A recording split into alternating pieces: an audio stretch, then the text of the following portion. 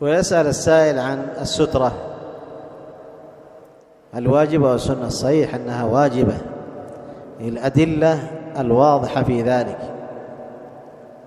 لا يصلي أحدكم إلا إلى سترة، وجعل في من يتحرى قطع الصلاة أن يدفع، فإن أبى فليقاتل، أي المقاتل المدافع بقوة ويدفعه، مما يدل على أهمية السترة، وأن الذي يقطع السترة متعمدا عليه إثم، ولو يعلم ما عليه من الإثم لكان خير له أن يقف 40. قال الراوي ما أدري 40 سنة أو شهر، حتى لو قلنا 40 ساعة 40 ساعة يقف، من هذا مستعد يقف 40 ساعة عقوبة؟ ما يستطيع. فالصحيح الوجوب واجبة، ومن ترك فهو آثم، والذي يفرط فيه هو الآثم. والناس إذا وقع في طريقهم يرتفع الإثم على الصحيح.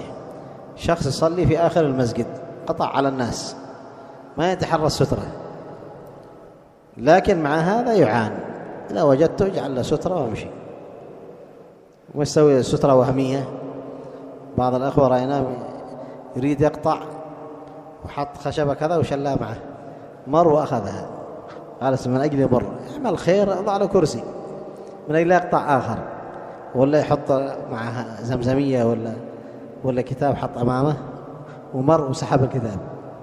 لا، عينه على الخير، لا في الحرم ولا في غيره على الصحيح. الرسول وإن كان يتكلم، ما كان في الحرم الرسول صلى الله عليه وسلم في مسجده.